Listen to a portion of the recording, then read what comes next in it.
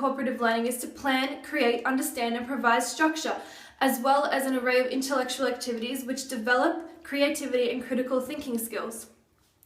Teachers may often argue that cooperative learning is also done through encouraging students to share ideas with one another while working on an average classroom task. Contrary to this, however, simple tasks of sharing ideas does not involve the use of contingent rewards, and this simply does not satisfy the criteria for cooperative learning.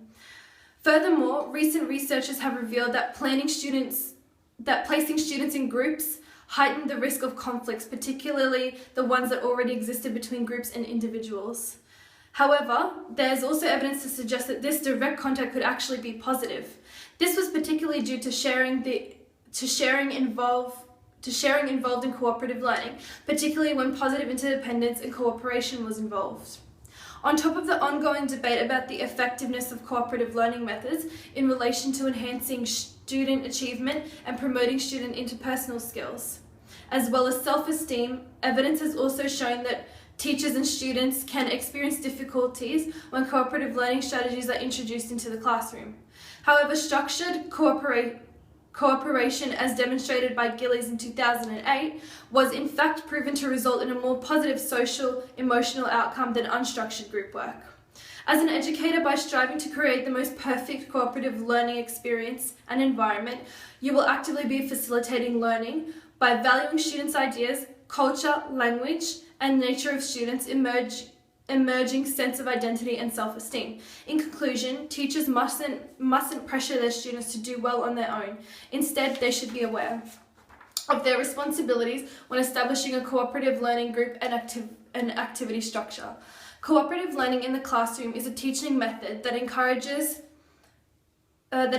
meaningful learning through student interaction, as its success is concerned with common interests and goals. An Australian study investigated the effects of cooperative learning on a large group of grade 9 students, about 223 students, as they worked on mathematical problem-solving activities. These students were divided into two groups, one structured and one unstructured. And the outcomes showed that the students placed in the structured groups achieved higher results in comparison to the students in the unstructured groups who struggled to achieve their set goals. Proverbs 3:5 announces that we should not lean on our own understanding alone. However, we must share and trust in the Lord to assist us in our journey. Much like cooperative learning within the classroom, success cannot be reached only through an individual student's mastery of the task, however, also through the team member's success. Tasks that require cooperation and interdependence leads not only to improved academic performance, however, also improved social skills, the reduction of racial prejudices, and enhance in children's motivation of success.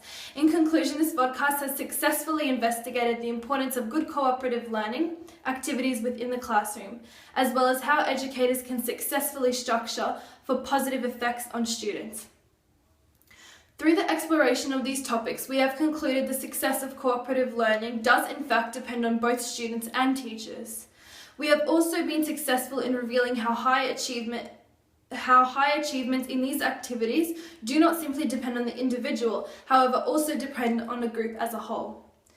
Cooperative learning not only teaches students academic success, however also teaches skills in collaboration, interdependence, sharing ideas, self-confidence, as well as teamwork.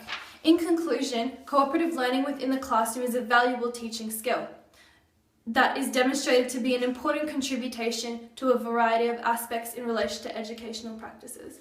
Thank you.